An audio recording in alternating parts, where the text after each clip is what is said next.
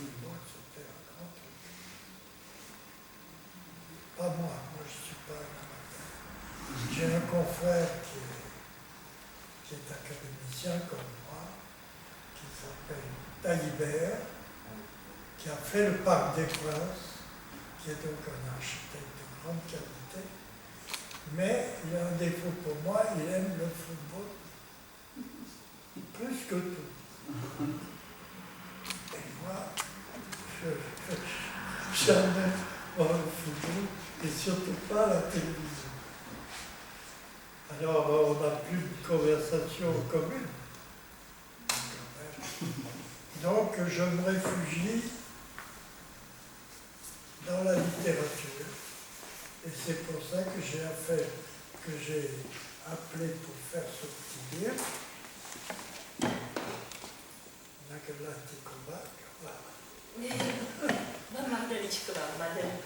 En français.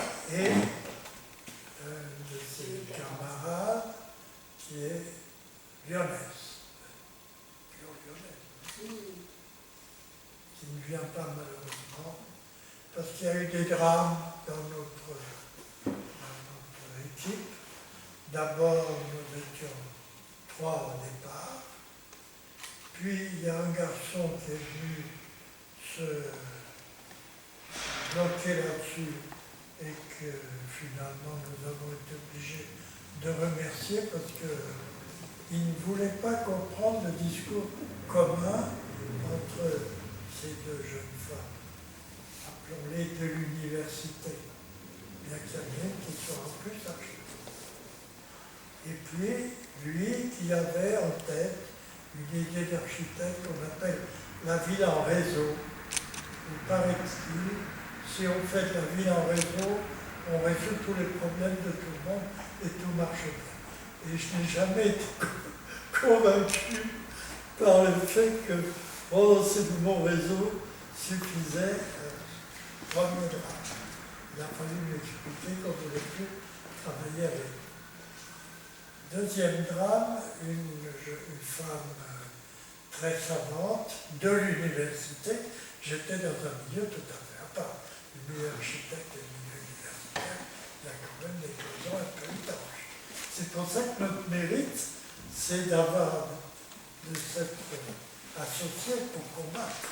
C'est le premier mérite du livre, c'est ça, c'est qu'on a fait un livre entre les universitaires et l'architecte. Et là, on m'a fait dire poliment que j'étais de trop. C'est-à-dire que le livre, je l'avais pensé moi-même, je vous le dis très naturellement, avant qu'on parle aux choses sérieuses, des choses sérieuses. J'avais compris tout d'un coup que je me régalais de travailler avec ces 2 jeunes femmes, très savantes et avec une langue, une façon de parler intéressante. Mais je me disais quand même, moi là-dedans, tout seul avec ces 2 femmes, est-ce que ça colle? Et il y a une directrice de thèse, comment on appelle ça, chez vous, qui un jour m'a fait comprendre que ça n'allait pas, ce mélange à 3, ce ménage à 3, que ça n'allait pas, parce que ça les gênait, elles étaient obligées de parler de moi en étant à l'intérieur du livre, et c'est vrai, et moi j'avais pensé la même chose. Je me disais, mais pourquoi je suis là-dedans? Je suis là-dedans parce qu'on traite de problèmes qui m'intéressent particulièrement sur l'aménagement du territoire et des villes. Donc, c'est pas donné à tout le monde de tomber à pieds joints là-dedans. Et c'était bien que l'université se penche avec des gens jeunes et dynamiques sur ce problème. Encore fallait-il que ça ne gêne pas aux entournures avec des langages un peu trop différents, etc.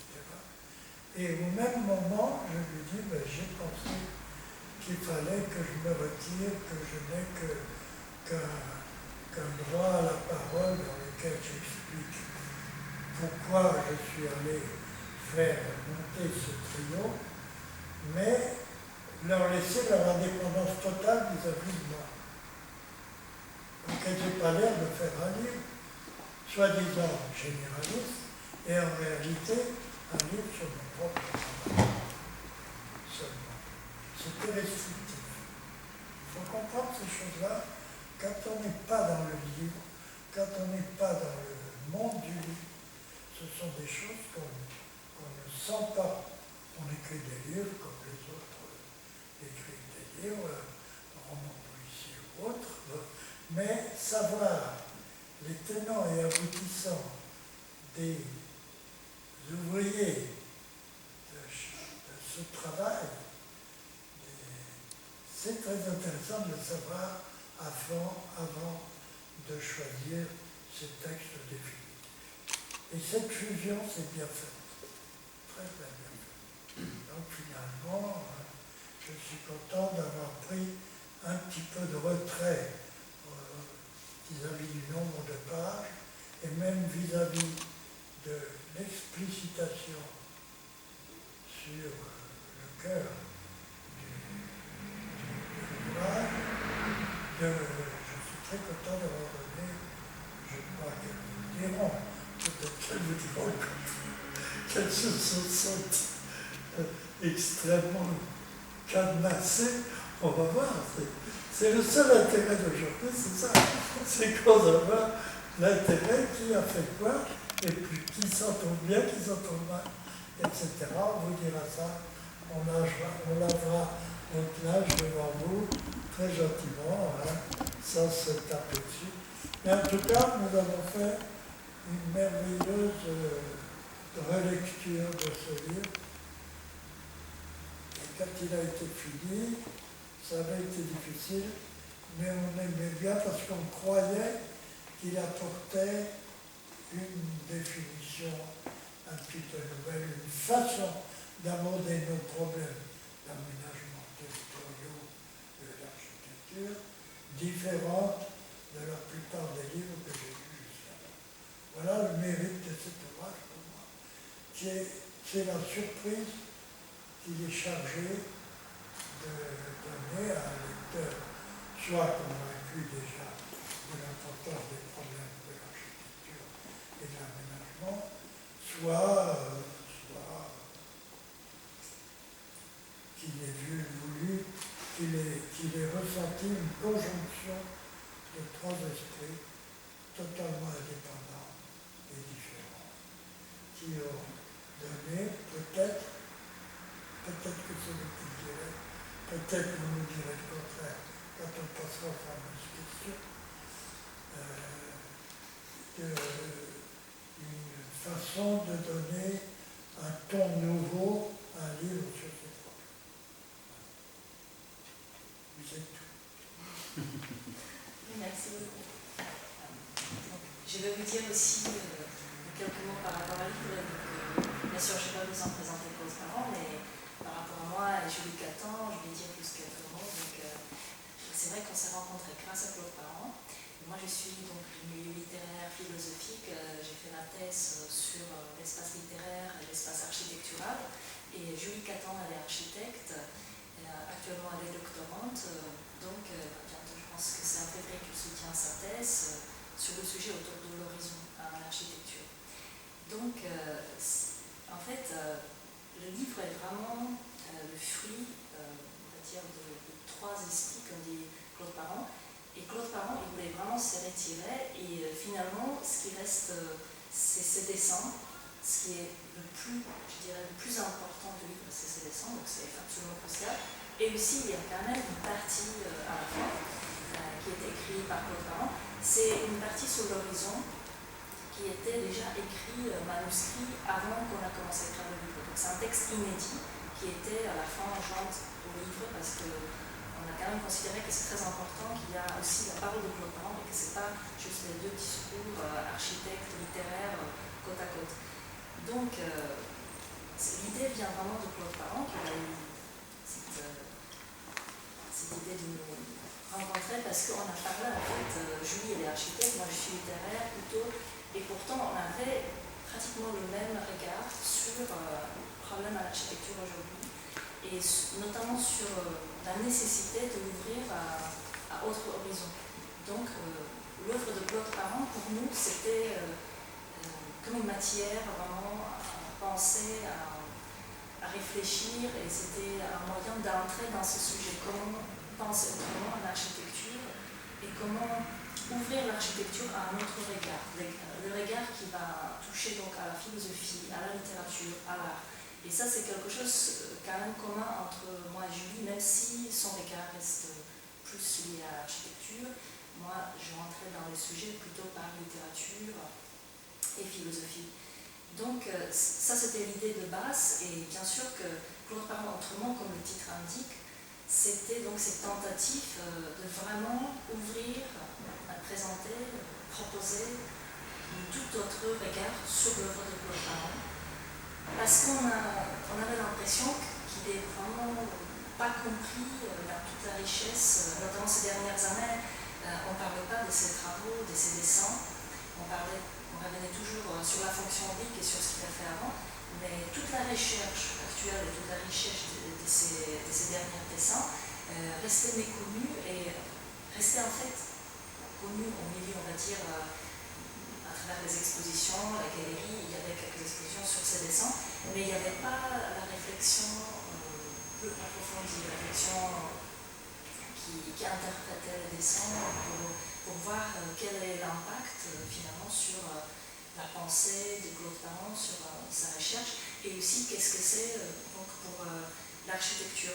Donc Claude Parent autrement, c'est dans ce sens, il faut le dire vraiment, on voulait présenter son œuvre et sa pensée à travers ses dessins. Donc c'était notre interprétation, notre lecture qui est encore une fois croisée par deux regards, architecte et littérature, donc regard un peu poétique. Et aussi, il ne s'agit pas seulement de s'enfermer finalement avec l'œuvre de Claude Parent, parce qu'on voulait aller un peu au-delà, parce que bien sûr, ça c'est tout à fait dans le cheminement de la pensée de Claude Parent lui-même, parce qu'il ne s'est jamais limité, bien sûr, uniquement à l'architecture, mais il était toujours très attentif et très inspiré par l'art, par la littérature ou par le théâtre. Donc on voulait vraiment mettre tout ça en œuvre et proposer un regard inédit, un regard innovant qui va inciter justement à penser autrement. Donc c'est vraiment, plutôt que de présenter une nouvelle théorie sur Claude Parent, c'est plutôt vraiment inciter le lecteur à penser autrement, d'ouvrir un regard, de créer en fait des dialogues, donc déjà entre les disciplines, entre l'architecture, la littérature, la philosophie, mais aussi penser autrement dans le sens justement, parce que quand on lit un texte, c'est pas pareil que quand on regarde une image. Donc, le dessin de Claude Parent, les dessins qu'on a inclus dans le livre, pour nous, c'était vraiment une matière qui ouvre l'imaginaire et qui nous parle autrement, justement. Donc, c'est pour ça que chaque chapitre, finalement, il est toujours introduit par un dessin qu'on a choisi. C'est des dessins qui sont assez récents, finalement. C'est peut-être les 12-13 dernières années, à peu près. La majorité, en tout cas, c'est vraiment assez récent. Et chaque chapitre, donc, il y a cette image, et après, il y a une légende, il y a un commentaire qui est fait uniquement à partir de l'image, de ce dessin. Donc, c'est assez... on avait vraiment la liberté totale de lecture, c'est assez poétique, assez libre. Et par là, justement, on veut inciter le lecteur aussi à s'ouvrir, à ouvrir son imagination et à essayer pour lui-même interpréter et peut-être ouvrir déjà son regard un peu autrement sur le sujet de livre et sur le chapitre avant qu'il le lise, qu'il a vraiment cette liberté, faire un peu, on va dire, table rase, de ne pas rester sur les préjugés, sur quelque chose qu'on connaît, mais vraiment ouvrir le regard autrement. Donc, il y a toujours cet accent sur ouverture, sur interdisciplinarité, parce que Julie, aussi bien que moi, elle n'a pas resté dans frontière vraiment de champ architectural. Et donc ça c'était vraiment quelque chose comme fil conducteur. Et dans ce sens-là, on doit vraiment insister que aussi bien co-auteur de livres alors qu'il ne voulait pas apparaître comme co-auteur, mais en fait c'est tout à fait justifié parce qu'on a vraiment écrit notre livre à partir des dessins. Donc, et bien sûr, c'est à partir de réflexions, à partir de débats qu'on a eus pendant deux années à peu près. À partir de réflexions qui se sont vraiment nourries au fur et à mesure, et on n'avait pas c'était pas un schéma tracé, ça se faisait vraiment en parlant, en discutant. Et pour nous, c'était une grande découverte et une grande recherche parce que ça nous a demandé aussi d'ouvrir le regard autrement et de laisser les préjugés à côté. Parce que quand on a fait des recherches sur ce qui est déjà écrit sur Claude Parent, on s'est rendu compte vraiment qu'il n'y a pas ce regard approfondi et souvent ça reste sur les préjugés, sur quelque chose qui est répété depuis des décennies. Et donc on s'est dit, il faut quand même ouvrir à notre regard parce qu'il y a une richesse qui est négligée. Et le regard, souvent, qu'on dit à propos de Claude Parent qui était autoritaire, on a trouvé justement que c'est tout l'inverse parce qu'il nous a absolument jamais imposer quoi que ce soit. Il nous a jamais dit il faut plutôt parler de ça ou plutôt écrire comme ça. Non, jamais. C'était vraiment, on avait la liberté totale et vraiment notre grand souhait c'est que cette liberté, que ça s'est vraiment ressenti à travers le livre et que les lecteurs sont invités, donc vous êtes invités vraiment à le découvrir à votre tour, par votre imagination, par votre imaginaire. Et par votre champ disciplinaire, parce que ces livres, je crois que, comme moi je ne suis vraiment pas architecte, je trouve que ces livres, il n'est pas réservé uniquement aux architectes. Ça serait vraiment génial si les architectes le lisent, mais j'ai envie de dire que c'est une façon de penser qui est très enrichissante aussi pour les autres domaines, tout ce qui touche à la création. Parce que finalement, aussi bien que par le